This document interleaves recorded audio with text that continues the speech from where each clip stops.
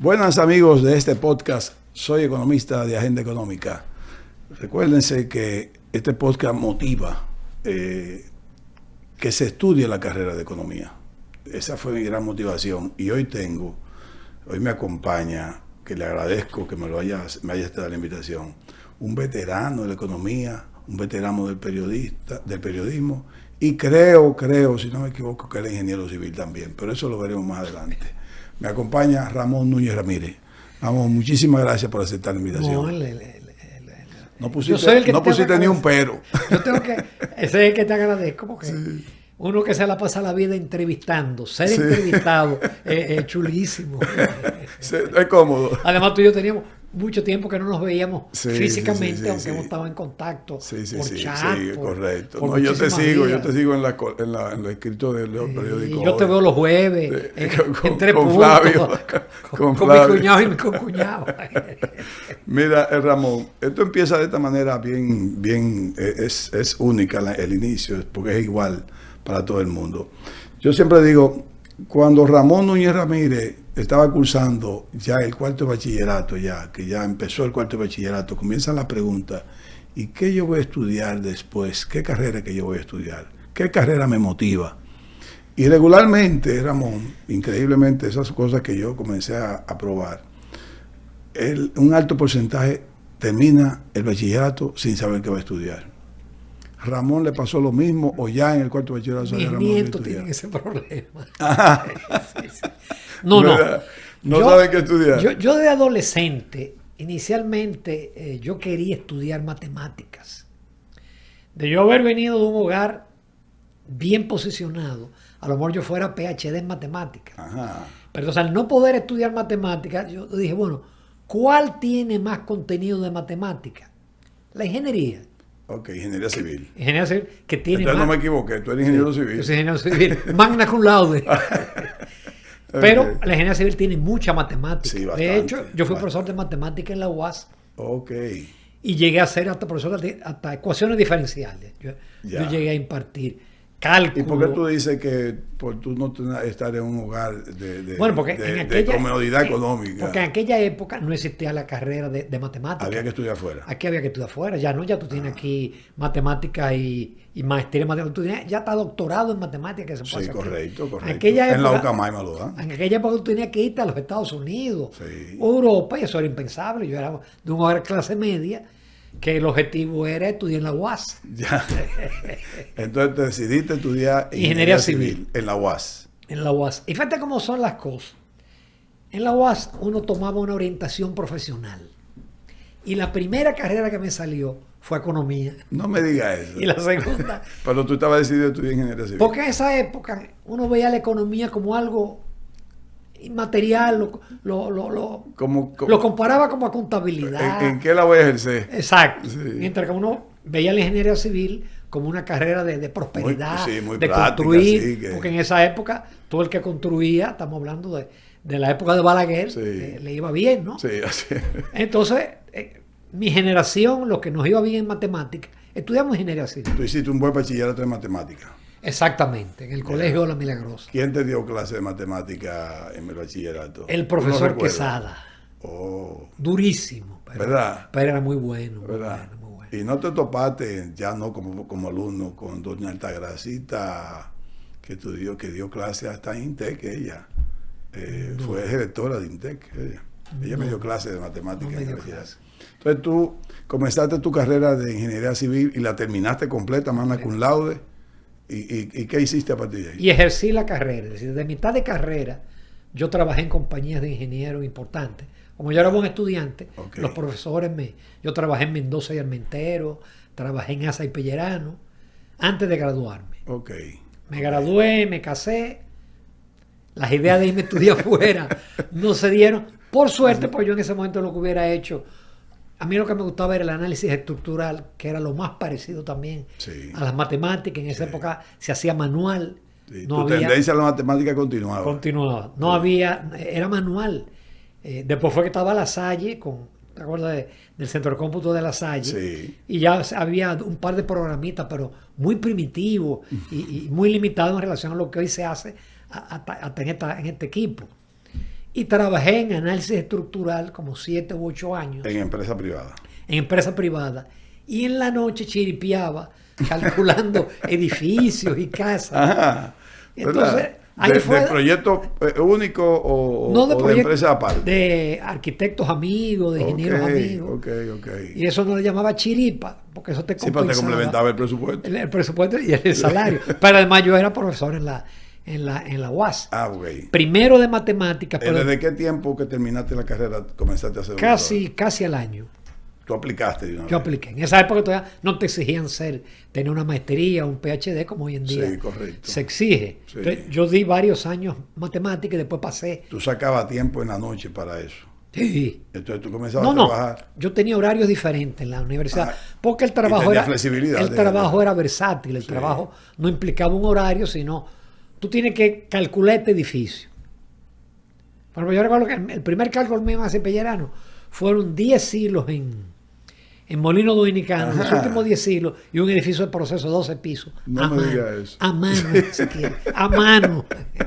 Con una calculadorita. Y tu problema era, tú tienes que calcular ese edificio en un mes.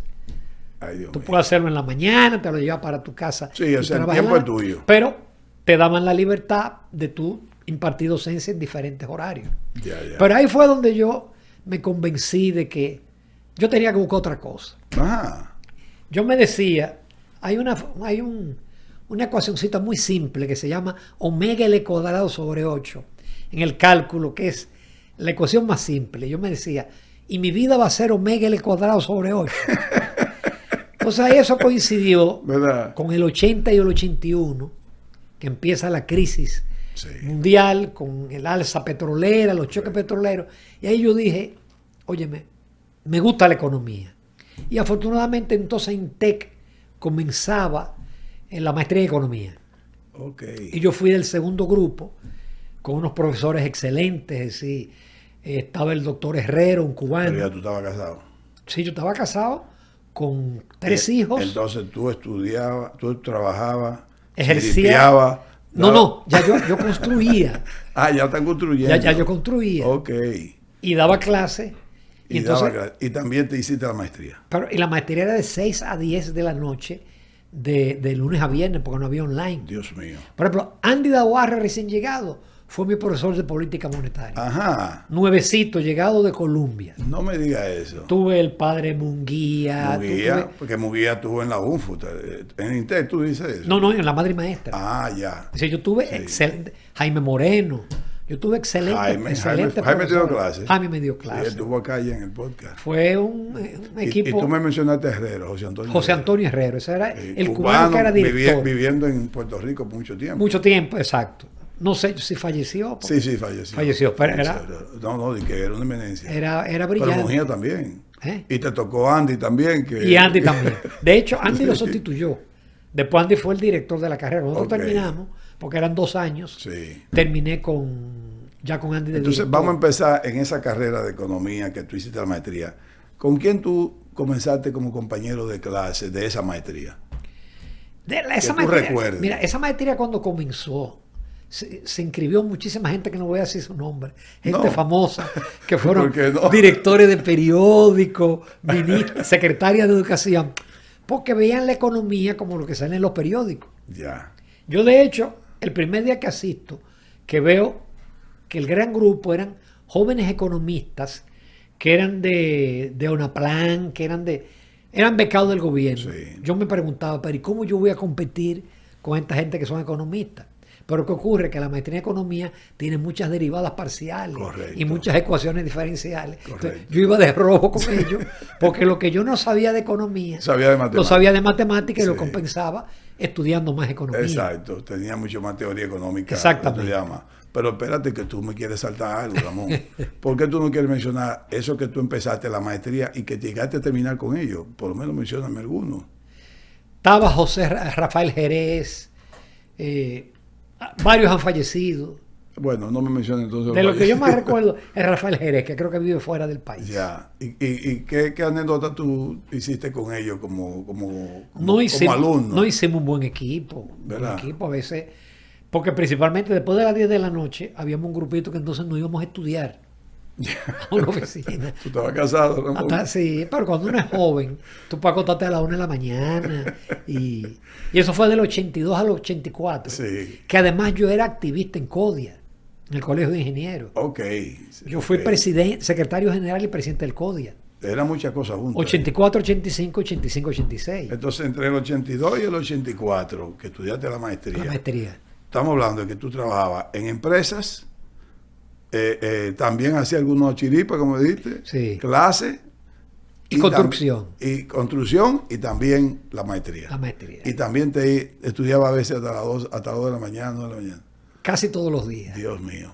Casi todos. Y con 3 muchachos ya. Y con 3. O sea, tus hijos nacieron entre el 80 y el 84. Entre el Esos 79 y el 84. No me digas eso. Una vida bien... Le dediqué poco tiempo. Suerte que mi esposa no trabajaba, ella era la que se encargaba de todo. Pero le diste calidad de vida.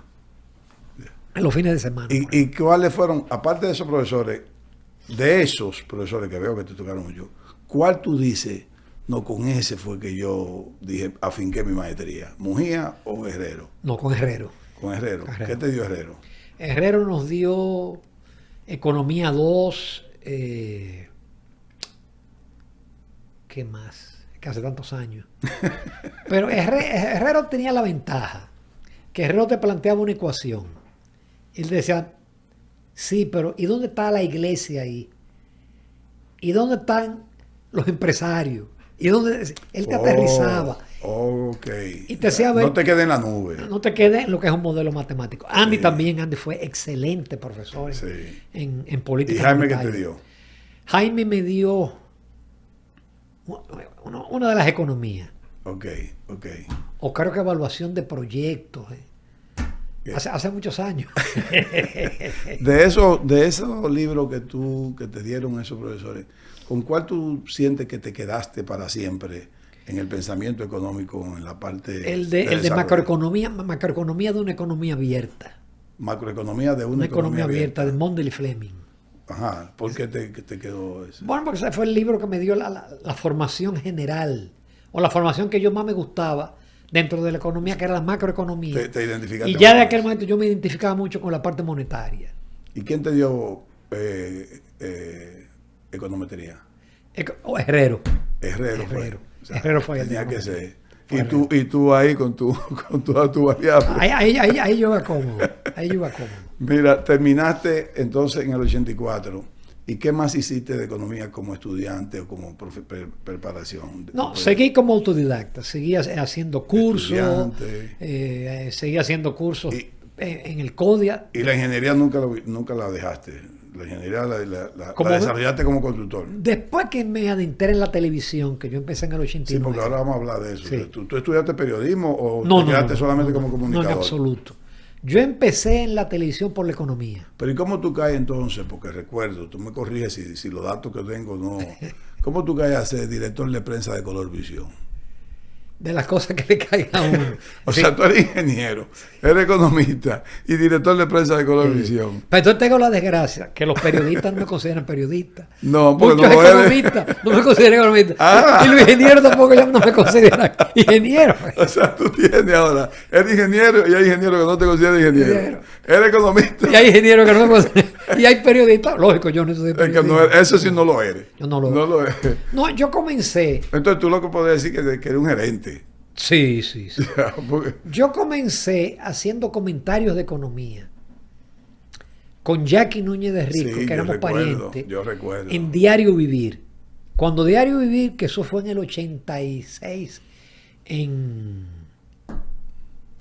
Teleantilla. Sí. Cuando eso colapsó, entonces Jackie, otra vez con Jackie, hizo un segmento que lo hacía Radamés Gómez Pepín, Uchilora y yo. Yo intervenía... ¿Tú empezaste en la televisión de la mano de Uchilora? Primero de Jackie. Primero de Jackie fue. Y entonces pues, en algún momento Uchilora le ofrecieron hoy mismo y él me preguntó qué yo quería, yo no lo pensé 2 veces. ¿Verdad? Después que le dije que sí, fui donde mi esposa y le pregunté, ella me dijo, sigue para adelante. Ok, ella siempre te apoyó. Sí. Porque además, como en mi rol de presidente de CODE, yo iba a muchas entrevistas, iba al desayuno de de hoy mismo. Yo tengo una foto ahí con Julito jovencito y María Elena. Sí, con el pelo negro, Sí, negro. y bigote. Y entonces también me sentí atraído por la televisión. Ya. Por eso cuando Jackie tuvo el proyecto, yo me acerqué a él, le dije, mira Jackie, yo estoy arranca con una sección de economía. Y cuando Uchi, entonces lo designan director De hoy mismo. de hoy mismo, yo arranco con él, pero ya ahí tuve que diversificarme porque ya no era economía. Ahí tuve que empezar a comentar de política, Algo de política. y de todo, y Sí. volvemos un todo. Pero en hoy mismo tú tenías la responsabilidad de la parte económica. ¿verdad? Básicamente de la parte económica. Ya. ¿Y exactamente. cómo desarrollaste, cómo te fue en hoy mismo en la parte económica? ¿Con quién tuviste roce ahí? No, muy bien, muy bien. Muy Iban bien. con muchos economistas. Sí, sí. Porque era un programa de 4 horas. Realmente era de horas. 3. Tres horas. Yo recuerdo que en una ocasión, esta es una anécdota, Sí. Uchi renunció. De eso se trata. Sí, Uchi renunció de hoy mismo porque Freddy le ofreció en la noche. Y él ganaba en la noche más que lo que ganaba en hoy mismo. No me digas eso. Y entonces yo me quedo en hoy mismo, dirigiéndolo. Y en adición, un día me llaman Mario Peña y Manolo. Eso era Quintana. para hacer la décima, que se fue para... Sí, pero hacía de y comentaba. Sí. Estaba él y estaba Israel Cuello, José Israel Correcto. Cuello. Estamos hablando del año Sí, sí, 89. sí, sí. En un día me llaman a la oficina de Colorvisión. Yo voy asustado. Yo digo, coño, cuidado, sé que Me va a sacar. me van a sacar. Y me dicen, mira, nosotros tenemos que tú arranques el noticiario porque está en el suelo. Yo le dije, ¿y usted cree que los periodistas van a aceptar? Yo, no, tienen que aceptar. Yo, no, yo arranco el lunes. Yo voy hoy mismo. Yo te recuerdo los cortos de noticias que tú Sí, dabas. porque yo hacía un segmento. Sí. Yo salgo del programa y cuando veo tanto los periodistas ahí en una huelga de brazos caídos. Y yo le he dicho, miren señores, yo no pedí venir. Ahora, yo no soy periodista, yo soy un gerente. Y yo le di rienda suelta a la creatividad. Y ya a la semana éramos pana full. No lo limitaste en su... No, en absoluto. Nada más que trabajen con la verdad. Porque yo no tenía celo, como yo no era periodista. Exacto. No tenía celo y le di luz verde. Tú nada más le dijiste trabajen con la verdad. Exacto. Yo le preparaba una pequeña agenda de ideas y de sugerencias y después al mediodía yo me metía a ensamblar el noticiario. A ellos les gustó eso de que yo trabajaba y yo iba en la tarde y yo iba en la noche a hacer en vivo el comentario. Sí. Y gracias a Dios al mes Mundovisión se colocó en el primer lugar. Yo tuve una sorpresa contigo grandísima cuando que te conocí como periodista. Porque así, ahí fue que yo comencé a verte en la primera vez de mi vida, ¿no? Sí. Yo siempre he estado ligado a los medios. Yo trabajé con don Federico Paje Moré y trabajé con Freddy Ortiz. Tú eres publicista entonces. Yo soy mercadólogo, publicista, economista y administrador, pero ya alguna cosa empírica, no. La carrera mía es realmente economía, ese es mi título. Pero que tú sabes que la carrera te da para muchas cosas, aunque yo no puedo decir que soy economista en ejercicio. Yo nunca he ejercido la economía como para ganarme la vida. Afortunadamente. Entonces yo siempre te veía y de pronto cuando comienzo ya a conocerte más de cerca, que eres economista, ingeniero civil, digo yo, pero y entonces, no, es que él no es periodista. Pero, Pues la anécdota que tú me decías de economistas sí, es que en algún momento Julito quería entrar en el canal y me llama Mario Peña y Manolo Quirón, me dice, mira Ramón, hay una situación. Balaguer quiere que Julito coja la mañana. Y yo le he dicho, oye, qué pena. Con los entrevistados que yo tengo. ¿Usted sabe quién yo tengo el lunes? A Luis Toral, gobernador del Banco Central. El martes tengo al ministro de Finanzas, que era en ese momento el ingeniero, que después fue gobernador del Banco Central. pero ¿en qué época? No, todo cuando Balaguer, porque estamos hablando cuando Balaguer. Estamos hablando de Carán. Carán. Yo tenía una semana estelar y ahí Mario Peña me dijo, vamos a hacer una cosa, ven esta tarde. Parece que se sentaron y le dieron la vuelta. En la tarde yo llego y me dice, miren, vamos a hacer una cosa. Coge tú de 5 a 7, porque ahora a las 5 comenzamos, y Julito va a coger de 7 a 9. Pero ve, reúnete con él. Yo conocí a Julito desde joven. porque él es de San Pedro de Macorís y mi papá era de San Pedro de Macorís, Sí, yo nací en San exacto, Pedro de Macorís. Exacto. Y bien, ahí llegamos a un acuerdo y yo arranqué, fíjate, por tener invitados 5 a economistas 7. de 5 a 7. Es duro. Cuando no había internet, sino que había que coger los periódicos Sí. y fajarse. Y ¿no? duro, de 5 a 7 de la mañana. Sí. Pero cuando seas joven, tú puedes acostarte a la hora. Sí. Por ejemplo, cuando yo era director de Pero tú prensa, le dejabas caliente el programa, Julito. a Julito, ¿sabes? Sí. Por ejemplo, yo tenía que ir en muchas ocasiones a cócteles de publicitaria por mi condición de director de prensa. Sí. Yo iba de 8 a 10, a las 10 yo y mi esposa íbamos a un restaurante a las 11 y yo me acostaba a las 12 y yo me levantaba a las 3 de la mañana. Eso ha forzado. Hoy en día yo tengo que estar en la cama a las 10 de la noche. Para levantarte a las 7. No, yo me levanto a las 4 y media. Ah, ok. Pero, y hoy en día con internet todo es muy fácil. Y con Sí, internet, claro. para aquella época tú tenías que coger con otro periódico. Por eso es que Julito lo hacía, poniendo el periódico y leyéndolo. Sí, así es. Así es. Uno era más recatado y uno Que leía el algunos comenzaron periódico en radio precisamente para no verse leyendo en la televisión. y tomaba nota, ¿no? Sí. Pero todavía en ese momento yo hacía ingeniería. Es decir, yo construía Ah, tú seguiste construyendo. cosas privadas, cosas del Estado, hasta que llegó un momento en que yo me di cuenta que había un conflicto de interés entre tú hacer ingeniería, especialmente al Estado, y tú en la televisión. Está muy limitado. Y eso que yo tenía buenas relaciones con los gobiernos del PLD y tengo una relación primaria que no la niego con Leonel Fernández. Sí. Entonces yo decidí en el año 2000 cerrar mi oficina, pues tenía una De oficina de ingeniería. ingeniería, y dedicarme a la ingeniería y a la economía. Ah, ok. Porque en economía yo trabajé. Ah, cerraste la parte de la televisión. Exactamente. Ah. No, cerré la parte de ingeniería. Ok. Pero yo en economía hacía mi chiripa, porque tú recuerdas en esa época se hacía evaluación de proyectos. Sí, correcto. Y eso Correcto. uno picaba, y de hecho la última materia que yo impartí en la UA fue ingeniería económica, que es básicamente Pero, entonces tú te mantuviste dando clases, aunque sea intermitente. 10 años, del 79 hasta el 89. Ok. Así. Ok. Cuando entré en la televisión de lleno, yo nada más llevaba una sola materia, que era Sí. ingeniería económica, que inclusive la impartió también Luis Molina Checar, Ay, qué porque Luis bien. Molina Checar, Sí. que es uno de los mejores banqueros Así nuestros, es, es ingeniero civil y después hizo un MBA. Sí. Entonces, él daba esa materia, que era básicamente una adaptación de evaluación de proyectos, pero para ingenieros.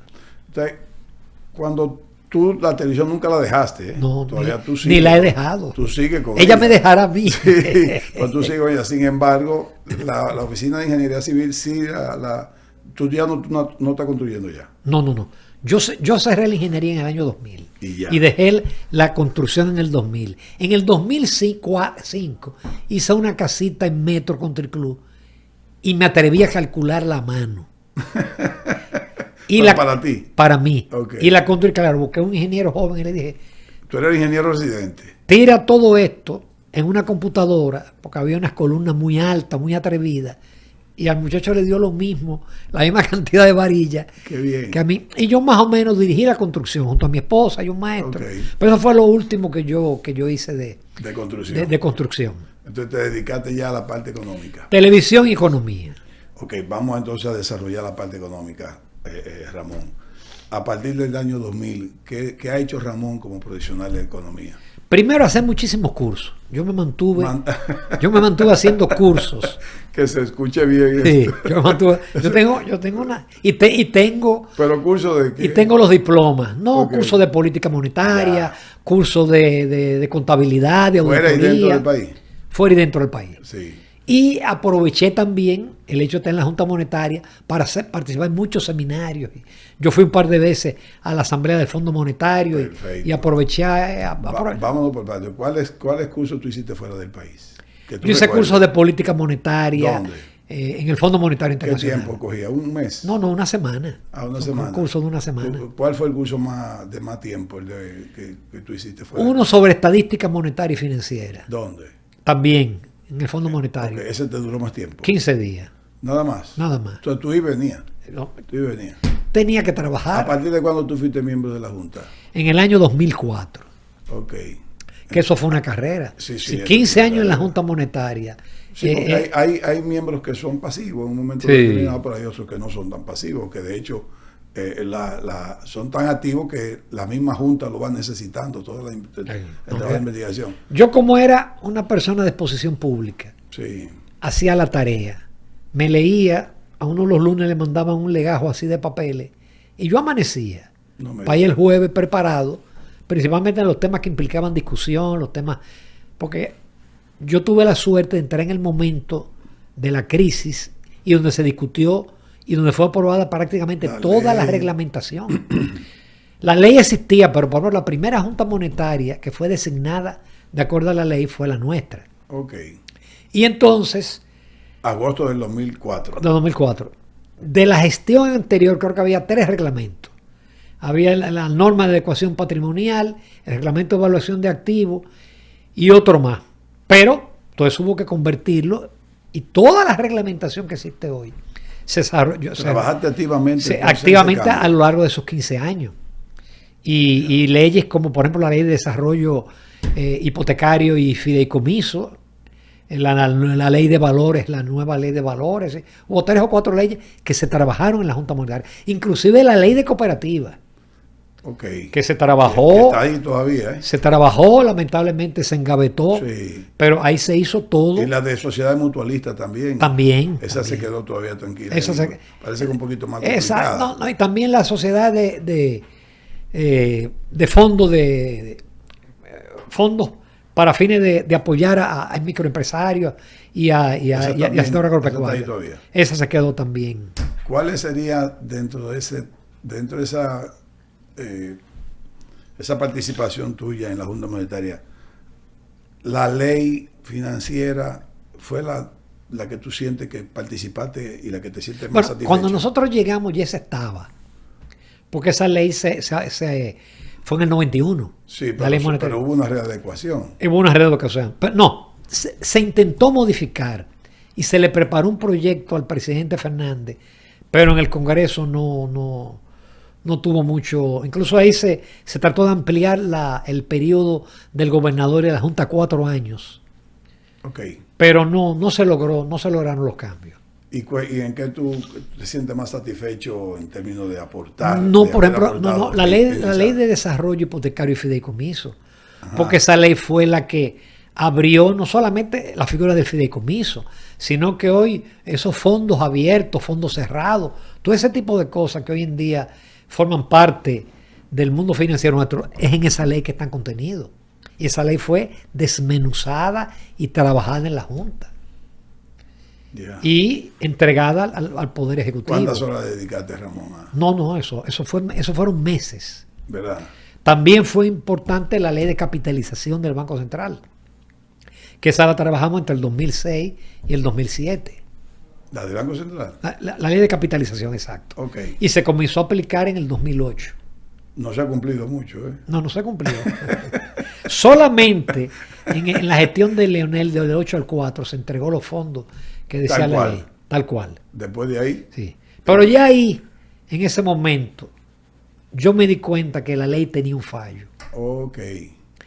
Porque teóricamente, dando ese dinero, la velocidad de crecimiento de la deuda del Banco Central debió ralentizarse o debió disminuir la deuda. Y por el contrario, siguió creciendo. A mí me gusta la idea de Andy Dawaje de pasar esa deuda a Hacienda. Muchos economistas, amigos míos, dicen que eso es casi lo mismo. Pero yo digo que el Banco Central hay que quitar ese pasivo.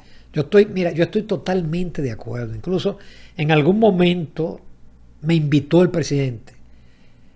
Me pidió que le diera ideas, porque en ese momento él iba a darle el 1% del PIB si se hacía la reforma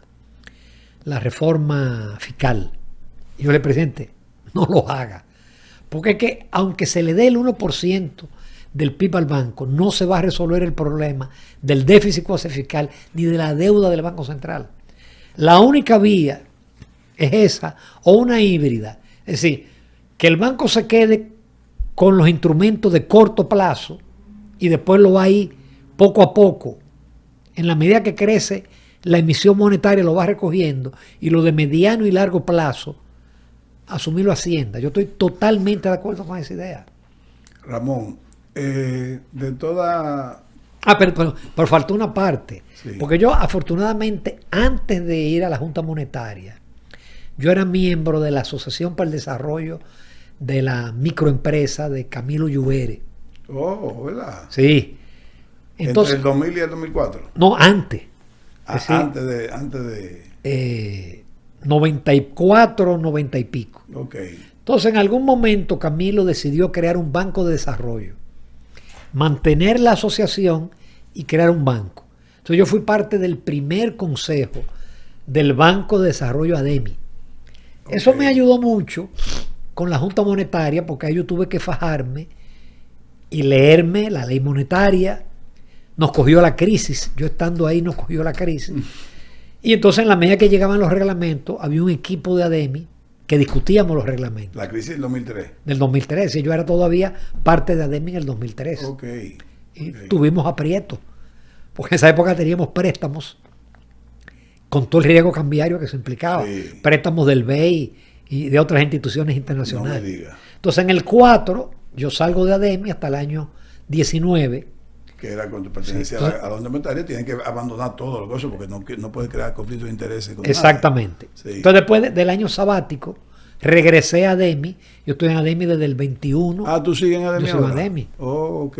Yo soy presidente del comité de auditoría, presidente del comité de remuneraciones, gobierno corporativo. Entonces, que la ley de gobierno corporativo tiene tres comisiones, tres comités: auditoría, remuneraciones y nombramiento y riesgo. Yo soy presidente de remuneración y nombramiento, presidente de auditoría y miembro del comité de riesgo. Y en esos 15 años que tuviste fuera de ADEMI, ¿cómo encontraste ADEMI? El ADEMI que dejaste con el ADEMI que volviste a encontrar. No, un cambio total, porque cuando yo salí era Banco de Desarrollo, después emigró a Banco de Ahorro y Crédito, y cuando yo llego ya es un banco múltiple. Sí.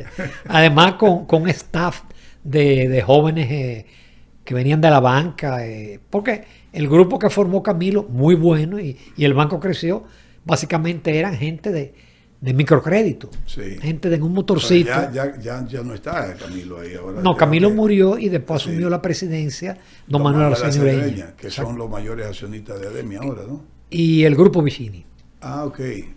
O sea, Hay muchos accionistas grandes. Sí, son muchos, porque es bien amplio, o sea, ya está cerrada la... Ya está cerrada, pero son el 30 o 40, entre algunos pequeñitos como yo y los más grandes. Entonces tú sigues ahí. Yo sigo ahí. Ok, pero te iba a decir, volviendo a... Eso me ha dado una gran ventaja, porque estuve del lado del regulador y ahora estoy del lado del regulado.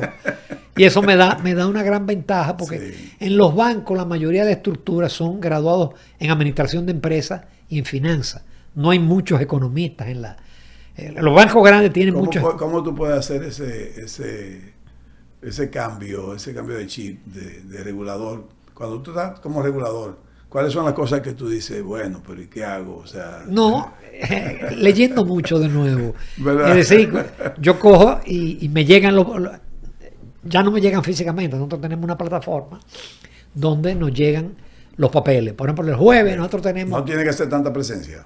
Sí, es presencial. Por ejemplo, el jueves yo tengo comité de auditoría y comité de riesgo.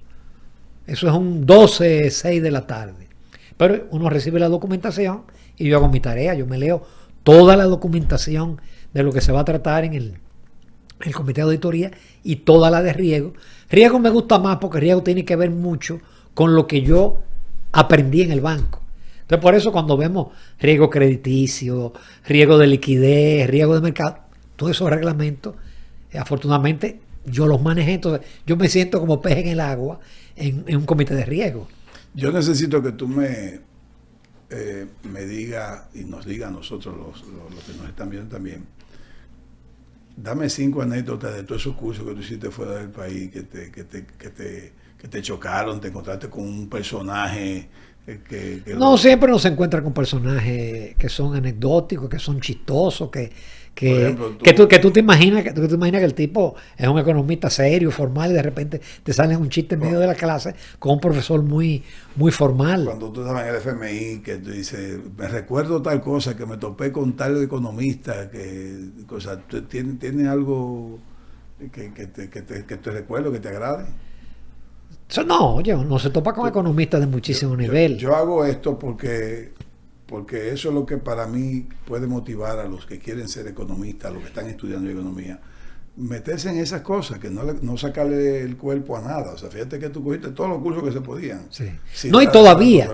Yo aproveché entonces con la pandemia, cuando vienen los cursos online, y yo permanentemente estoy haciendo un curso online. Ajá. He hecho muchísimos diplomados, porque hoy en día uno encuentra cursos de universidades norteamericanas en inglés. Cursos de 6 semanas, con exámenes que son muy buenos. ¿Que tú lo das? Sí.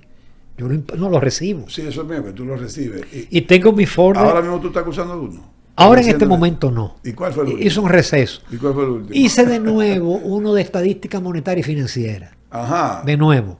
El que hice yo ya lo quise hacer de nuevo para refrescar, porque la cosa cambia. La cosa cambia. ¿Quién lo impartía?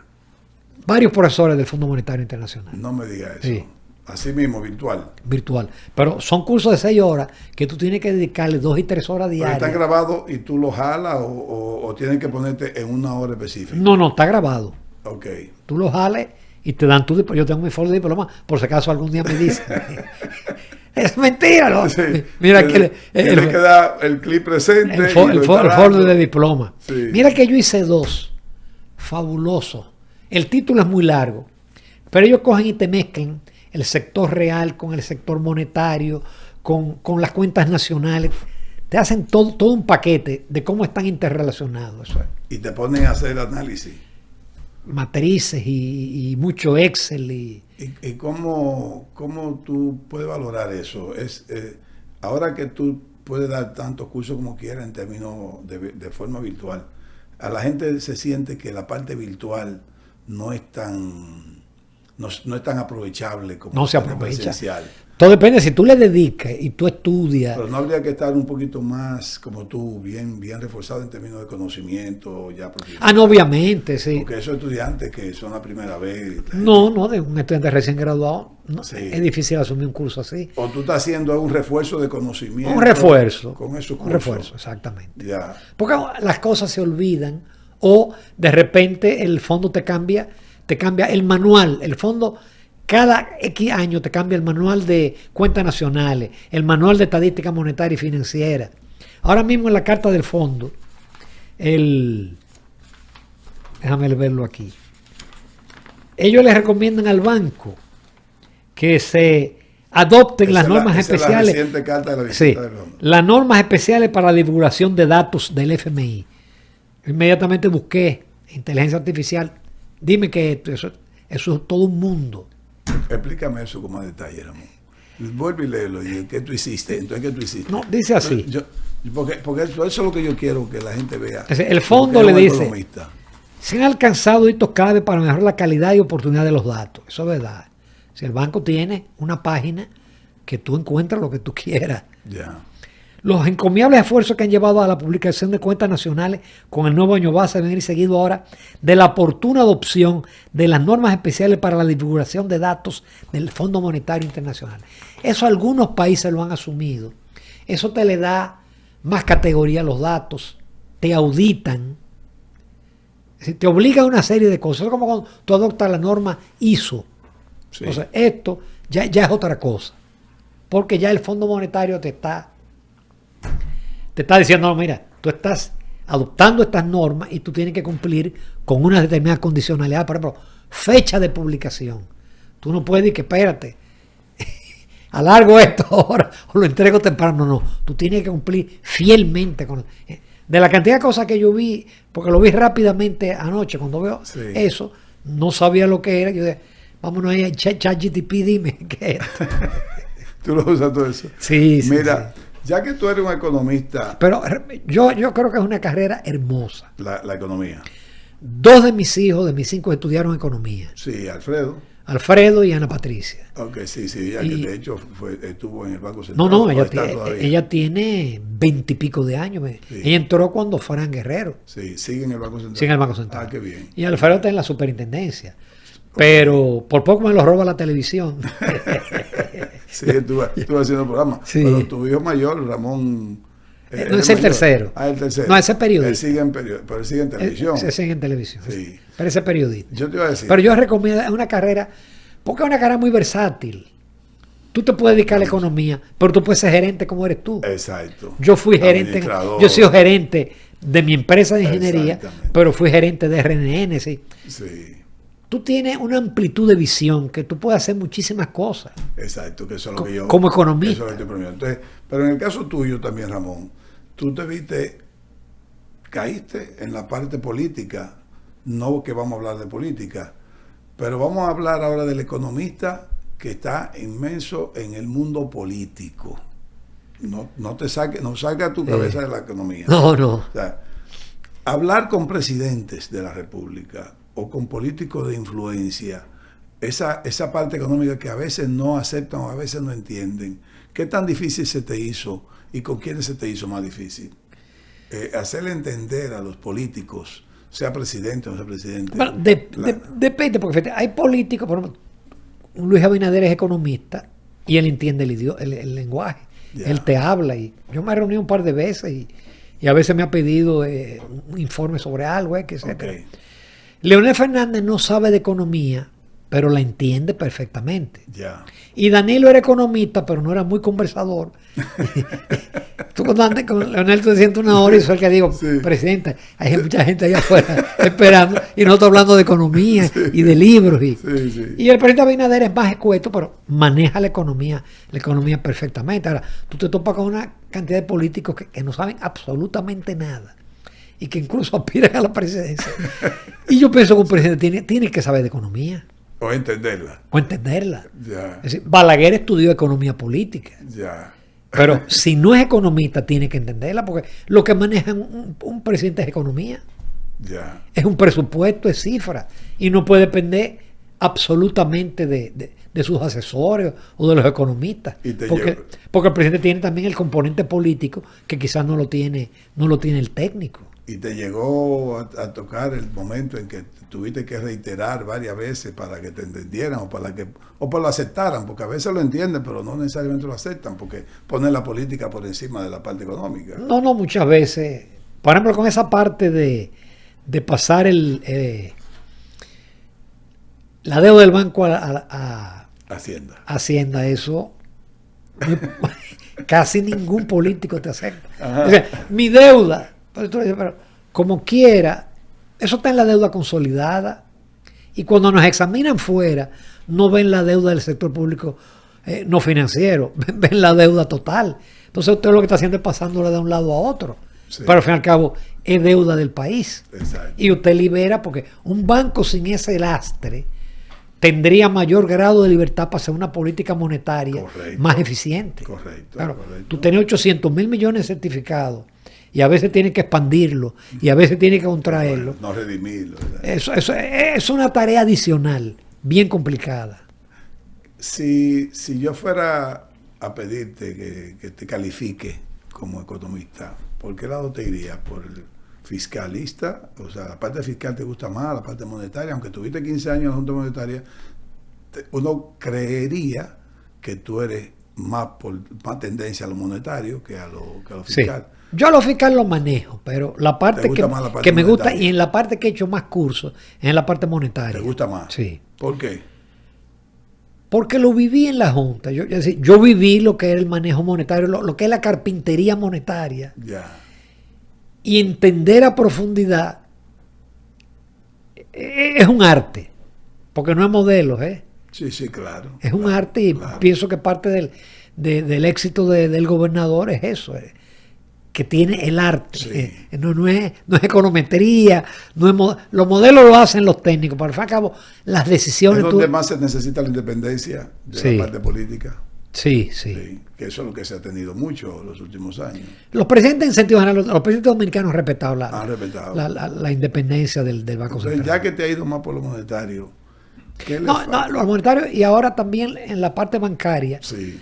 También estoy haciendo muchos cursos, muchos de los cuales, qué bueno, ahora bajo la jefatura de Alejandro Fernández, nos exigen. Por lo que estamos en el comité de auditoría. Ahora tú estás regulado. Sí, estoy regulado. Y a veces me mandan mi carta. Ajá. Sí, al presidente del comité de auditoría, mire tal y cual cosa. Para que se mantenga en esta línea. Pero Pablo, la Junta, la superintendencia nos exige a los miembros del comité de auditoría 6 horas anuales de cursos. Ajá. Estamos haciendo cursos sobre inteligencia artificial en la auditoría, cursos sobre auditoría basada en riesgo, pero también a los que estamos en riesgo nos exigen un X número de cursos y a los que estamos en el consejo también un X número de cursos. O sea, tú eres estudiante. Nos obliga a ser estudiante. Y ese es obligado. Pues, eso es regulatorio. Regulado. Pero me agrada porque oye, el aprender no ocupa lugar, el saber no ocupa lugar. Eso es importante. Eso es importante. Mira, Ramón, entonces, ya que tú te entiendes más a la parte monetaria y ahora a la parte financiera, yo te quiero hacer algunas preguntas, porque eso es parte de las cosas de este programa. ¿Qué le falta a la República Dominicana para hacer una consolidación fiscal? Una reforma fiscal. Pero dámele forma. Bueno, es muy fácil. De acuerdo a Ramón Núñez. Es muy fácil decir una reforma fiscal, ¿verdad? Hacerla ha demostrado que ni Leonel, ni Danilo, ni Luis Abinader, porque tampoco Luis Abinader la va a hacer. No. Ahora, ¿tú crees que no la va a hacer? No, yo creo que no. Podrá ser algo parcial, pero la reforma que se requiere, que es una reestructuración del gasto corriente. Yo me atrevo a decir que ha sido una irresponsabilidad de los tres. Sí. Es más, yo diría que el mejor momento para haber hecho una reforma 2008. No.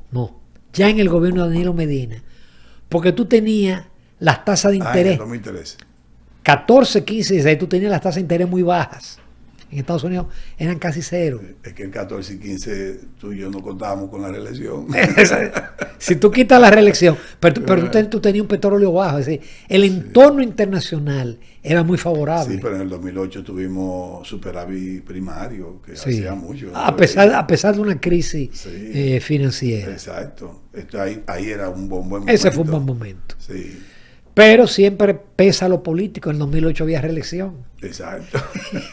Y en el 12, y en el 16, 14, el 16. y en el 20 y en el 24. Sí. Yo no creo. Yo pienso que Magín se va a ir por medidas parciales, pero... por eficiencia recaudatoria. El momento con el tema eléctrico y con la situación internacional no es quizás el más adecuado para la reforma de envergadura que se requiere.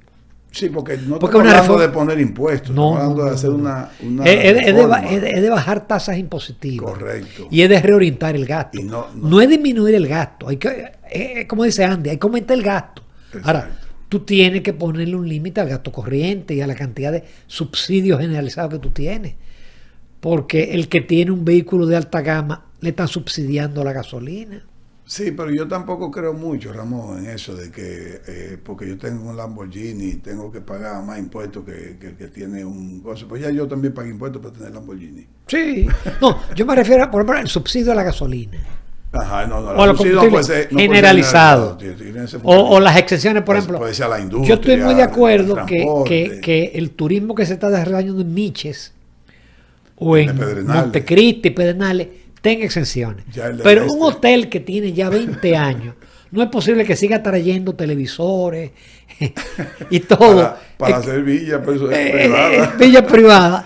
Oye, ya ese sector está maduro. Además de subsidiar la habitación, que cuesta 300 y lo ponen a 115. Exacto. Y dejan una parte fuera y no pagan impuestos. Entonces... Tú vas a tener que enfrentar intereses, pero eso es inevitable porque es que la deuda va a seguir subiendo. Pero eso no tiene nada que ver con la reelección ni con nada, eso hay que hacerlo, porque eso es lo que hace que mejora los intereses de cada quien. Sí, pero ya el año que viene es un año político.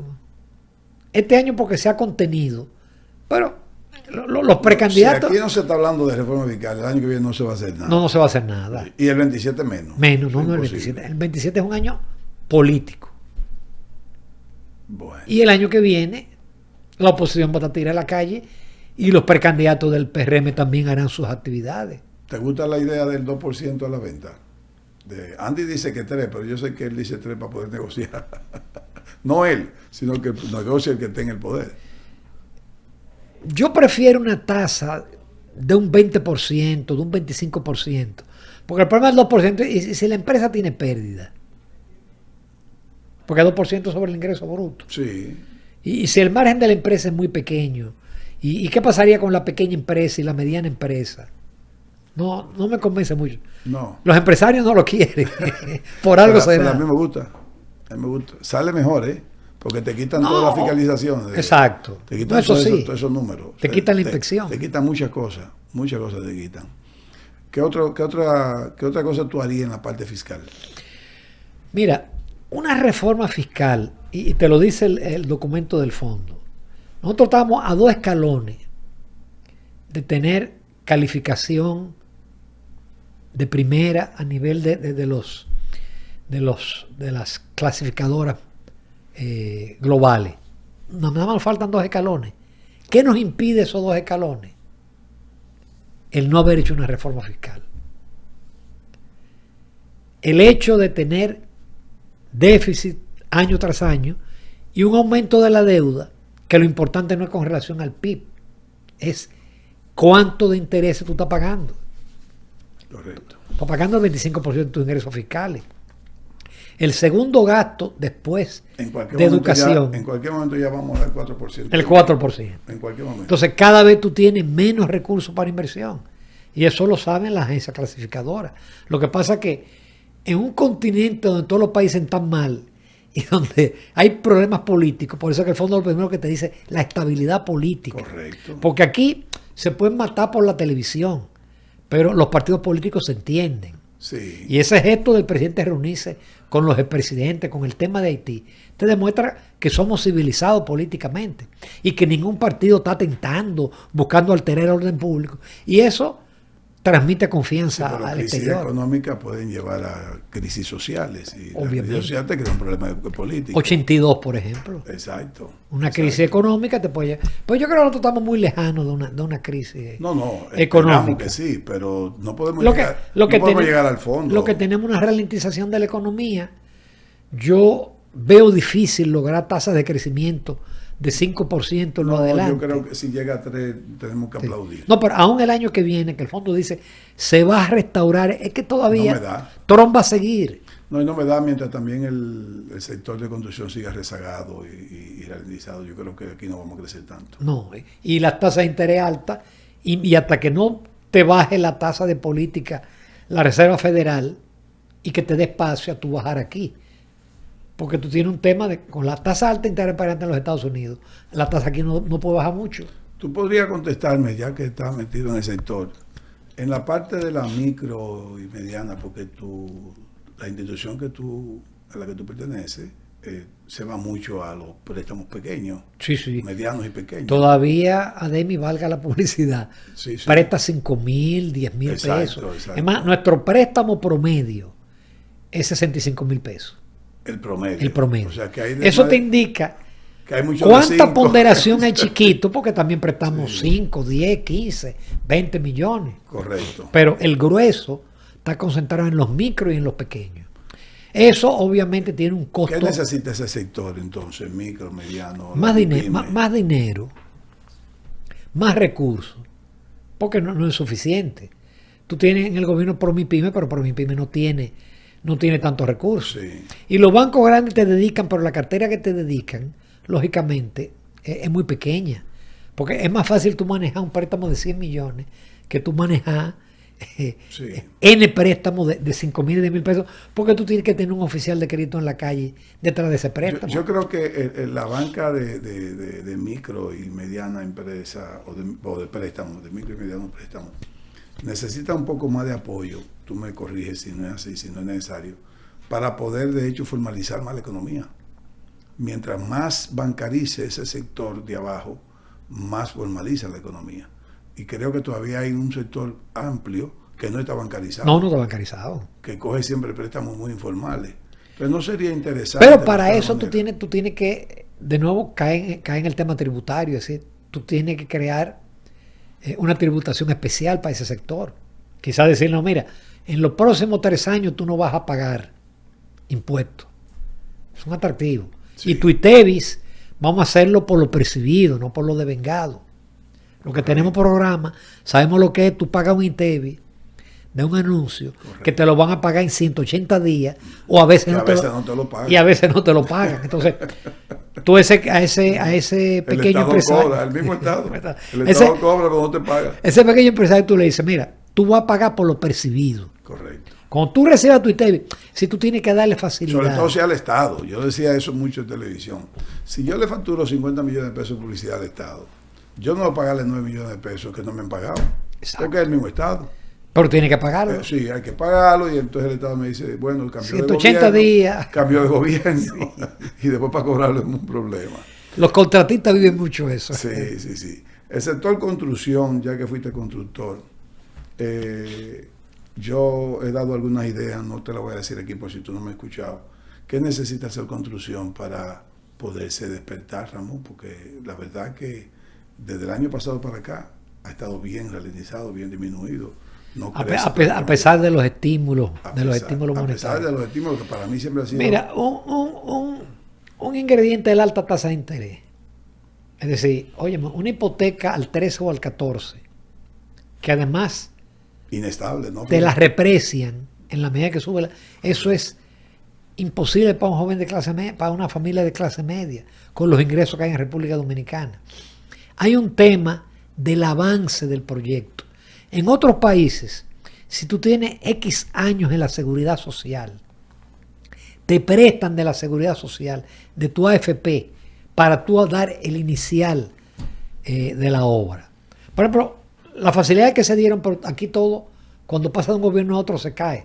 Pero todo lo que planteaba la ley de desarrollo hipotecario, de exención del ITEVI, del Estado construir los servicios y que entonces el sector privado entrara con fideicomiso a construir vivienda para sectores de bajos ingresos. Eso es un activador de la economía. Pero para mí, uno de los factores principales es la tasa de interés. Y hay otro factor, que es que los ingenieros tenemos que cambiar la metodología de construcción. Es decir, tenemos que ir a la prefabricación. No es posible aquí todavía estemos poniendo que eso es algo artesanal y pañetando. Es decir, tenemos que irnos a la industrialización de la construcción, que la barata. Claro, aquí no se barata mientras tú tengas esa mano de obra haitiana productiva y relativamente barata. Bueno, pues no vas a industrializar, pero tú con prefabricación hay países que China te construye miles de viviendas en un día. Todavía el dominicano no cree mucho en esa... No cree. Pero hay mucha. Ha habido intentos, ha habido intentos exitosos. Sí. Pero no tanto en viviendas, sino en grandes estructuras. Sí, exacto. Vigas pertensadas, vigas potenciadas, hay algunos almacenes. proyectos que no lo voy a mencionar por si acaso no le conviene a los ingenieros, porque hay ingenieros especialistas en hacer prefabricados. Pero, ¿qué tú sugieres en cuanto a la tasa? Si tú dices que la tasa no puede bajar por sí sola. Primero tiene que dar un bajón, no los 0,25 que va a bajar mañana, los 25 puntos básicos, no.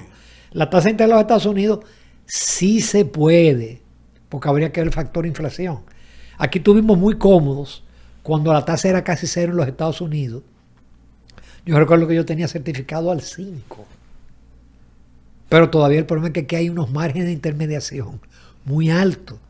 Y aun cuando tú tienes los certificados al 5 o al 6, la tasa activa está al 13, al 14, al 15, y todavía hay unos márgenes muy, muy amplios en nuestra banca, que hace que todavía no sea asequible el crédito especialmente a la clase media, que es la que te puede expandir la construcción. Tú que tuviste... Claro, está el componente del gobierno. Cuando el gobierno construye, aunque el sector privado no construya, te crece el sector de construcción. Porque tú tienes ahora una ralentización en el sector privado, que mucha gente no lo cree, porque la gente que anda por Naco y Piantini y ve muchas torres, cree que la cosa está bien. Cree que la cosa está bien. Sí. Yo tuve que decirle eso a mi querido hermano y maestro Luis Manuel Piantini. Sí. Pero no, Ezequiel, tú dices que eso. Luis Manuel está ralentizada.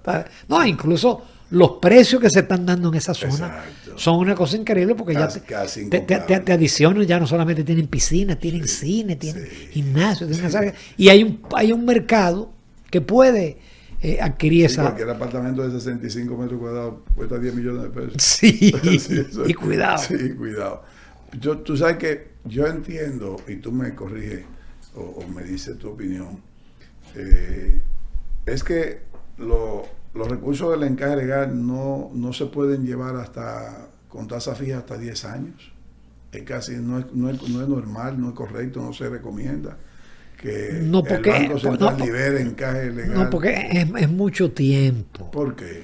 Es mucho tiempo, porque en algún momento tú podrías necesitar por razones de contracción monetaria, recoger ese encaje. Ya. Claro, a 2 años es muy poco tiempo. Sí. Y el problema es que se te va vía línea de crédito. No, y a 4 también. Resultó hasta poco el de 4 años que dieron en la pandemia. Sí. Sí. Pienso que pudiera ensayarse para fines de la vivienda. A 10. Pensar en 10. O también... 10 a una tasa fija. Y lo de la sistema de los fondos de pensiones, no se podrían comenzar a utilizarse, porque dice que hay que cambiar la ley. LP Reducci dio esa idea hace ya más de un año y Bueno, se ha quedado como... El problema es que tú tienes que los fondos de pensiones están yendo en su mayoría al Banco Central y Hacienda. Correcto. Entonces, casi el 80%. Eso limita las posibilidades de los fondos de pensiones. Los fondos de pensiones deberían estar financiando el desarrollo, pero lamentablemente... Hay pocos fondos de financiando desarrollo muy poco, turísticos. muy Sí, poco. anda por el 8%. Muy poco, sí. Es que básicamente los adquirientes son esas entidades y claro, los bancos, pero los bancos después los revenden en el mercado secundario, que es un gran negocio. Hoy la tesorería de los bancos es una fuente importante de ingresos. Y esto no es la seguridad social, Ramón,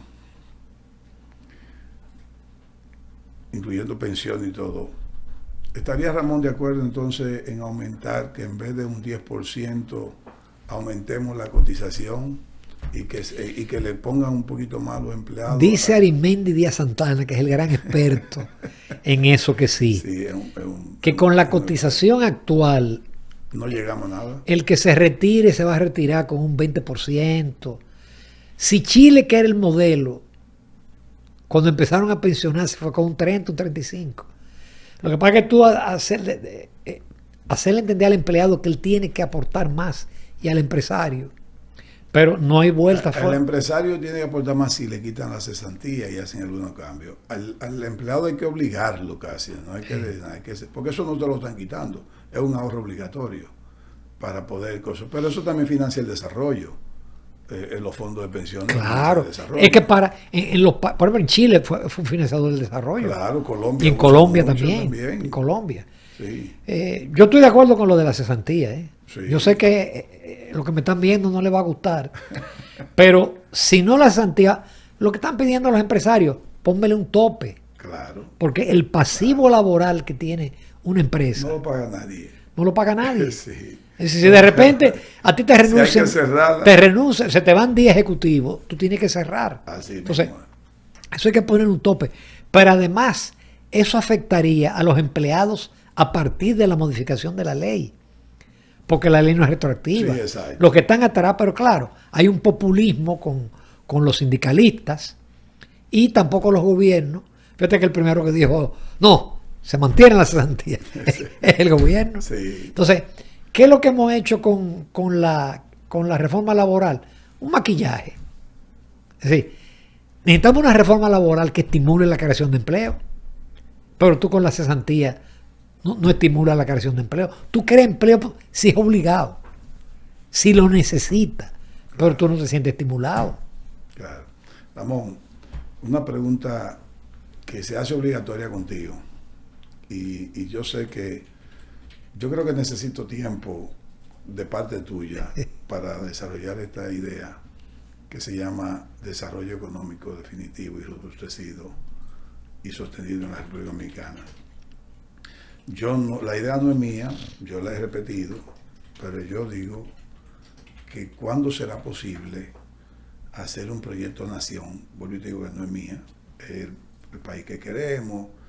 O se llega un presidente, cambia algunas cosas que de la anterior, el siguiente cambia el otra vez.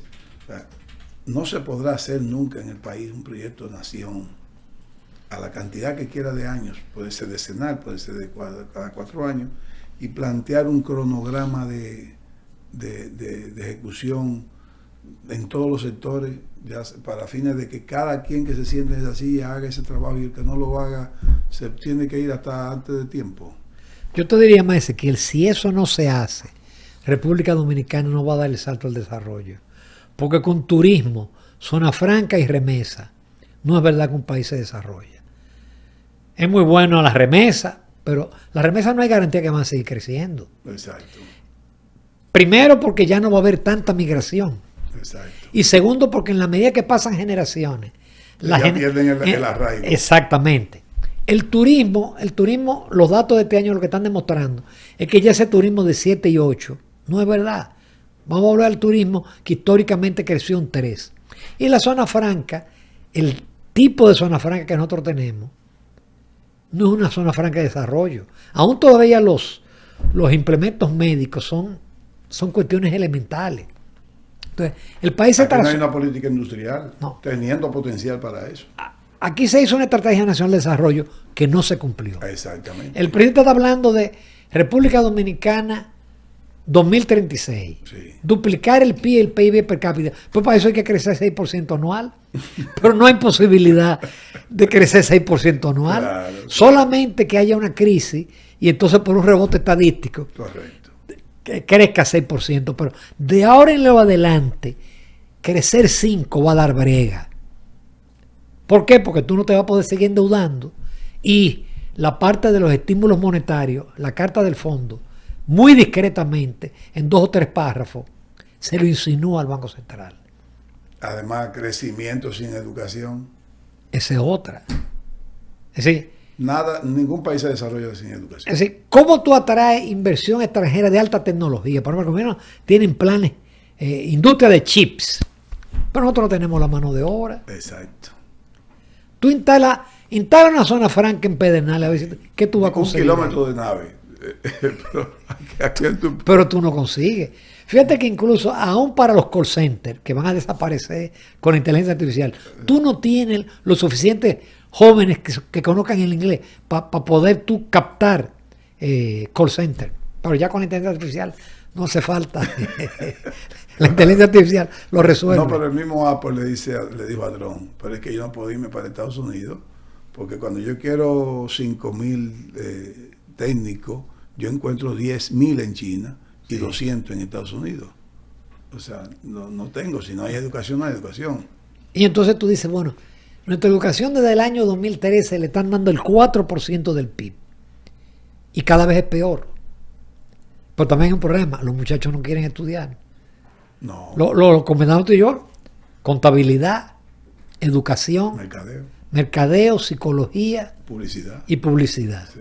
Carreras que no tienen futuro. Exacto. Carreras que van a desaparecer con la inteligencia artificial. Exacto. Entonces, no quieren estudiar ciencia. Exacto. Porque ciencia es duro. Hay que estudiar. Hay que estudiar. Además de que también, aparte de que hay que estudiar, cuando quiero estudiar tampoco encuentro un profesor con base suficiente para eso. Porque nosotros yo estuve en la primaria, profesores, yo estuve en el Colegio Santa Ana. Yo tenía un profesor que en sexto curso nos daba tasa de interés, nos daba interés compuesto, todo ese tipo de cosas. En quinto curso, sexto curso. Nosotros teníamos profesores de matemáticas que eran normalmente gente que no pudieron terminar ingeniería porque era muy difícil y se dedicaban a hacer. Me dio matemática un ingeniero civil en básica. Imagínate. Él quería dedicarle 2 horas a dar clases para devolverle. Y me dio también trigonometría un profesor que no era tan profesional, que Luis Encarnación Nolasco en Cristóbal Colón, que era un genio de la trigonometría, pero sabía mucho, o sea, era tal vez un autodidacta, pero sabía mucho. Y por ejemplo tú, que tuviste 4 profesores juntos, Herrero, Mujía, Andy Aguaje y Jaime Moreno. O sea, ya no es tan fácil conseguirse 4 profesores. No. Ni siquiera en la universidad. No, porque tampoco las universidades nuestras no pagan. Tú enseñas. Exacto. Yo enseñé durante 10 años porque me gustaba la docencia. Pero llegó un momento que dije, pero cuando yo daba ingeniería económica en último año y yo veía esos exámenes de estudiantes de último año con faltas ortográficas terribles. Ah, sí. Yo me dije, pero si esta gente tiene falta ortográfica, no es verdad que ellos están entendiendo esto de que valor presente neto, sí. No es verdad que están entendiendo eso. Yo di en la UNFI y en APEC una clase, 6 meses en cada una, que se llama promoción de venta. Y los estudiantes en ambos casos querían que yo le dictara. Yo, pero es que yo no puedo venir aquí a dictarle nada a nadie. Mire, yo recomiendo este libro. Claro. Léanlo y venimos a discutirlo. Eso porque además esto es un asunto integrar. Yo no puedo imponerle a ustedes un criterio que tal vez ustedes tienen una idea, vamos a discutir aquí. Pues fue un fracaso siempre, porque que al final ellos lo que quieren es que dictar. Pero yo no vengo a dictar nada, no voy a dar más clase. Porque los estudiantes lo que querían era eso. Entonces, sin educación no hay desarrollo. No. Si sin educación, nosotros no vamos a poder atraer la inversión y el tipo de industria que se requiere, que es de alta tecnología, de alto valor agregado. Tú sabes que a partir de que hay una gran cantidad de profesionales, profesionales que no son malos necesariamente, pero no encuentran colocarse, no tienen la posibilidad de colocarse en el mercado laboral porque no encuentran la posición. Hay médicos, hay ingenieros, que por cierto, un ingeniero civil que dura a veces 5 años, lo que le quieren pagar son 40 mil pesos, 30 mil pesos. Tiene que dedicarse a manejar un Uber. Exactamente. O a dar clase. Entonces yo he dicho, bueno, pero qué bueno que dé clase. Yo he dicho que el Estado debería comenzar a agarrarle unas pasantías de 2 años a esos profesionales en donde son buenos para fines de pagarle bien, hasta 70, 80, 100 mil pesos, y mandarlo a hacer una pasantía, pero en un aula, para dar clases de matemáticas, de historia, de biología, de anatomía, si son médicos. Para sí, porque con el tipo de docente que nosotros tenemos, no hay manera de mejorar la calidad de la enseñanza. No lo hay. Con un sindicato que lo que quiere es más sueldo, menos horas de trabajo y no le interesa en absoluto la calidad de la educación.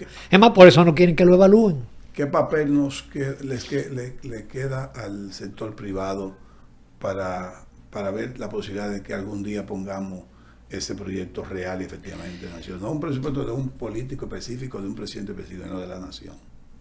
El sector privado también, hubo una época de un liderazgo en CONEP, y que no quiero mencionar nombres, que empujó cosas y que se crearon cosas y que se lograron cosas en República Dominicana. El sector privado tiene que jugar un papel activo y exigente frente a la clase política. Hacia la clase, por ejemplo, Educa es un gran ejemplo, pero el sector privado tiene que ser exigente a los políticos, con los políticos, porque para tú lograr un plan de desarrollo que sea cumplido y que lo acepten todos, tiene que ser con la presión del sector privado. Claro, no es que el empresario se meta a político, no, pero es que el político haga lo que tiene que hacerse para el futuro. Pues entonces, si tú tienes un empresariado con una parte de lo que está haciendo negocio con el gobierno, no le voy a decir nada. Se hace difícil. Se hace muy difícil. Uno a veces se vuelve pesimista, pero no. El país ha vencido muchísimas cosas.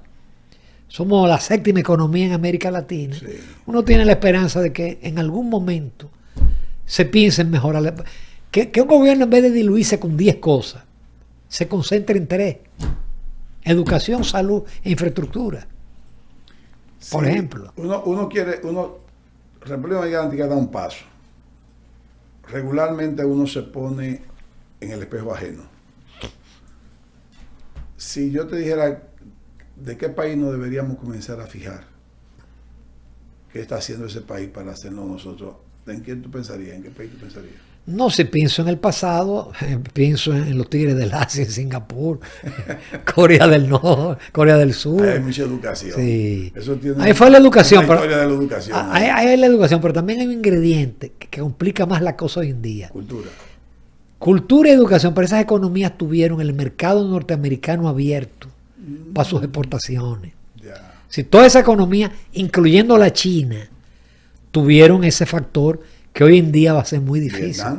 Vietnam, Singapur, todos tuvieron. Pero ahora ya eso no es. Tú contar con el mercado norteamericano, por lo menos en la era Trump, tú vas a tener que ser muy competitivo. Muy competitivo. ¿Y de Latinoamérica en quién tú pensarías que nosotros deberíamos ir fijando? Costa Rica. Yo recuerdo una vez en un viaje. Costa Rica es mucho más pequeño que nosotros. Que es más pequeño. 4.5 millones de habitantes tiene. Pero con un nivel educativo. Yo recuerdo en un viaje que fuimos un grupo de periodistas, que fue con Leonel Fernández, que participó Clinton. Recuerdo que Percio Maldonado y yo nos montamos en una guagua. Y ahí en la guagua fue que nosotros nos dimos cuenta de la educación. Cuando tú veías a esos estudiantes uniformados, calladitos, y todo el mundo en la guagua calladito sentado. No me digas eso. Dije, Popercio, aquí no hay edificios altos, no hay grandes construcciones, es una ciudad que San José parece una provincia, por lo menos cuando yo fui hace 20 años. Que parece una provincia. Una provincia, Sí. oye, pero un nivel educativo. Sí. Y no es accidental que ellos lograron, se salió Entel, pero ellos lograron en zona franca de mayor nivel que el ¿Tú nuestro. no saliste de Costa Rica? ¿O tú has ido a Costa Rica, de San José? ¿Tú te quedaste en San José? Me quedé en Costa San Rica? José, sí. Yo he tenido la oportunidad de ir a Costa Rica 3 veces y salí un poco de San José y me impresionó el respeto al medio ambiente y a los ríos. Los ríos para los costarricenses son sagrados, sagrados. No se construye nada 60 metros hacia el río, sino hacia atrás. Nada. Pero eso es educación. Y aquí hemos visto, si tú quieres hasta pongo una foto un día de esto, que ahí hay mucha agua, San Cristóbal, hay 3 o 4 casas que tienen en plena orilla del río, y el agua, ellos la bombean desde el río. Sí. No, o te roban área al río metiendo basura. No, seguro que lo hacen, pero que bombean, Ramón, una tubería que el agua la bombean y la filtran de ese agua que usan, el agua del río, porque ahí hay el agua limpia. Pero es que es un país que respeta un poco. Última pregunta, o si se quiere la penúltima. Hemos hablado también en los medios de comunicación, te escuchado a ti, yo he hablado mucho de eso, Andy Daguaje ha hablado, Jaime Aristi, todos, Luis Manuel, que no se me ofendan lo que se me quedan. Fondo soberano. Y hemos puesto Noruega, Singapur, Arabia Saudita, Qatar, yo creo que hasta Chile tiene un poco de fondo soberano también, que de esa riqueza no renovable que cogen los fondos para inversiones internas y externas. Y creo que el mejor ejemplo es Noruega. Creo que el mejor ejemplo. ¿Será posible en este país, más tarde que temprano, hacer un fondo soberano de la riqueza minera? ¿O ya eso es imposible? Bueno, lo primero es que tenemos que desarrollar la riqueza minera. Sí. Es decir, hacer la política clara. Una política clara. Es decir, ¿cuánto ha tardado decidir el tema de la presa de cola de Barrigol? Yo no sé si afecta o no afecta el medio ambiente, pero la decisión. Sí. Decir sí o no. Decir sí o no. ¿Por qué no permitimos hacer el estudio de impacto ambiental en San Juan de la Maguana? Ellos no están pidiendo explotar, ellos están pidiendo, permíteme hacer el estudio de impacto ambiental. Entonces, no hay todavía una política Loma Miranda. Desarrollo Loma Miranda, sí. Ya ahí se paró Falcon Bridge. Ahí. Aquí nada más que un grupo de fundamentalistas ecológicos hagan un meeting. Claro. Y ya. Claro. Pero sin embargo, no se preocupan de nuestros parques nacionales, de las áreas protegidas. Exacto. Entonces, si no desarrollamos la minería, es difícil tú hacer un fondo. Tú creas un fondo soberano. Chile, por ejemplo, gran parte de la solución de su déficit cuasi fiscal, que lo tuvo Chile, fue justamente gracias a los ahorros provenientes de las explotaciones mineras. Porque ahí no lo dilapidaron, lo ahorraron. Yeah. Pero primero tenemos que desarrollar la minería y después obligar a los gobiernos que no dilapiden ese dinero. Porque, ¿qué se ha hecho? No, porque hay que hacer una ley para eso. Porque, ¿qué se ha hecho con los recursos que se han obtenido de la Falcon Bridge? De Barrigol. Eso se ha ido en el presupuesto. El presupuesto. Incluso ni siquiera contribuyen a desarrollar las poblaciones aledañas. Exactamente. Mucho menos pensé en un fondo soberano. Se lo dan, hay un porcentaje que le dan al ayuntamiento que se ven empleos. Sí. Y cuidado. Ramón, si tú quieres lo haces con esas hojas que tienes ahí, o lo haces con toda tu experiencia y capacidad. Tienes de 1 minuto a 5 minutos para hacer una especie como de exposición macroeconómica para la República Dominicana. Te sorprendo con la pregunta. No. Pero puede cogerse según ese informe, o puede. ¿Qué ha pensado Ramón antes de dormirse o cuando se levanta? Óyeme, No. pero ¿qué vamos a hacer con este país? Mira, hace meses yo escribí un artículo, hace como 4 meses, donde planteo que la desaceleración que tenemos nosotros es estructural, no es coyuntural. Yo no digo que vamos a ir a una recesión. Ahora, crecer un 5% durante los próximos años va a ser sumamente difícil. Porque nosotros hay que estar conscientes. Hemos crecido por el endeudamiento y por los estímulos monetarios. Estímulos monetarios que se han vuelto tan consecutivos que se está perdiendo la efectividad. Y por eso la Carta del Fondo, como 3 veces habla de la transmisión de la política monetaria. Porque el Banco Central del año 23 viene con una política monetaria expansiva. En el 23, a pesar de esa política monetaria expansiva, la economía nada más creció 2.4. Correcto. Pero la tasa de interés nunca bajó de 15, ni en el 23, ni en el 20. Me refiero a la tasa activa. Sí, sí. ¿Qué te dice el Fondo Monetario? En el 24 se creció por las exportaciones y por los estímulos monetarios y el crecimiento extraordinario del crédito. Pero eso es artificial. Porque el estímulo monetario, lo normal es que la política monetaria sea neutral. No puede ser contraccionista, porque eso es en un momento.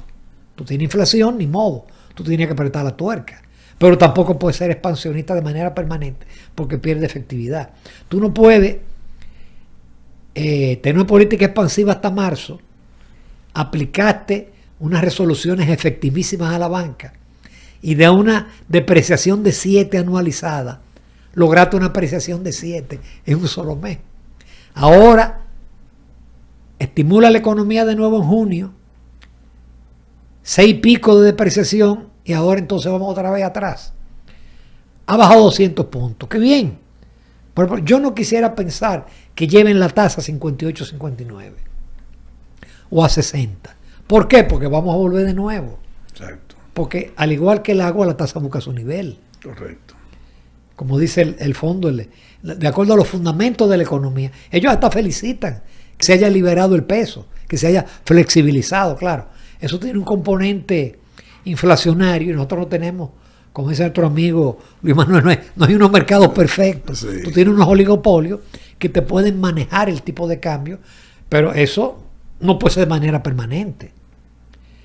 Pero yo lo que veo es una economía que tiene muchos retos, que no vamos a crecer a la tasa que habíamos crecido anteriormente, que estamos obligados sí o sí el próximo gobierno a una verdadera reforma fiscal y a una readecuación del gasto, especialmente el gasto corriente. Tenemos que gastar más, pero tenemos que gastar en infraestructura. Aquí faltan todavía muchas carreteras, aquí falta acueductos, aquí faltan presas, aquí faltan muchas obras de infraestructura, que muchas de las cuales desarrolló el doctor Balaguer nos estamos beneficiando, o las hizo Leonel, o las hizo Danilo, y también la está haciendo Luis Abinader. Pero un país como este tiene que gastar el 4% del PIB, el 5% en infraestructura. No hay que al ritmo de la población, hay que invertir más. Para dar mantenimiento, que es un gran fallo que tenemos, no damos mantenimiento. Pero que tampoco es una inversión pública. Aquí estamos contabilizando el mantenimiento como una inversión pública. No es inversión pública, no es mantenimiento. Y entonces esa es la visión que yo tengo de la economía. Es decir, si nosotros no mejoramos la educación y no logramos inversión extranjera en tecnología, seguiremos creciendo 4 y 5% y seguiremos siendo una sociedad tremendamente desigual, tremendamente asimétrica, porque no va a haber los recursos sociales para tú mejorar los niveles, que tampoco puede ser con el bono VA, el bono luz, los 1.500 pesos. Así no se supera la pobreza. 5.5 millones de dominicanos viven del Estado. Así no. ¿Podríamos crecer, Ramón, 5% con una alta inflación? También.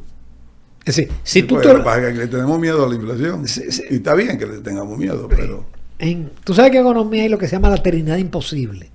Es decir, que tú no puedes en una economía abierta pretender tener un tipo de cambio fijo o estable, ni tampoco tener una tasa de interés, una política monetaria autónoma. Entonces aquí el Banco Central tiene ese trilema, que es, tú no puedes estimular el crecimiento, tener una estabilidad cambiaria y baja tasa de interés. Tú tienes que sacrificar. Entonces yo creo que ahora hay un dilema. Sí. Tú quieres crecer. Tienes que sacrificar la inflación. Tienes que sacrificar la inflación y el tipo de cambio. Ahora, tú quieres mantener el tipo de cambio y la inflación en la meta. Tienes que sacrificar crecimiento. Exacto. No hay, en este momento, por las circunstancias internacionales. Porque si tú tienes la suerte que Estados Unidos las tasas bajen a un 1%, tú puedes bajar tu tasa de política, puedes inyectar liquidez a la economía y puedes estimular un descenso en las tasas de interés. Y eso te empuja a la economía. ¿Cuándo tú te graduaste de ingeniero civil? ¿Qué año? 76. 76, estamos hablando de 49 años. Por aquella época era el AUAS con el colegio universitario a 6 años. Sí. Pero se perdió un 7º año con los líos y el cierre de Playa Caracoles y el cierre de aquí. Cuando tú una cosa la otra. 7 años. Después que yo me gradué y fui profesor, jamás hubo cierre. Yo te pregunté eso porque quería decir a los amigos, fíjense cómo Ramón tiene 49 años que se graduó de ingeniería civil, estudió economía, no periodismo. Entonces se dedicó a su vida en los medios, desarrollar su profesión en economía más bien, y sigue estudiando. Sí. Sigue estudiando. Yo leo cuando tengo tiempo, que no tengo comités, 3 horas en la tarde. Un libro en inglés y un libro en español. Ya. Los días que yo no tengo reunión, que son casi siempre lunes, martes y miércoles. 3 horas. 3 horas. Eso es lectura. En lectura. Ahora, tú coges tus cursos, como tú me dijiste. Exactamente. Ya, ahora hice una pausa porque terminé sí. uno en abril. Me tomé un sabático de 3 o 4 meses. Porque además tuve que operarme de catarata y tuve... Sí, porque quiero que termine el programa con esa frase que después la voy a llevar.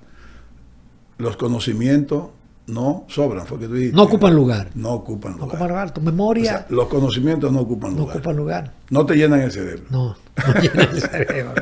El cerebro se encarga de los viejos, irlos sacando y tú adoptando los nuevos. Para además leer te mantiene la mente activa. Sí, es decir, sí. Yo me jacto, yo tengo 73 años. Sí. Y mi mente...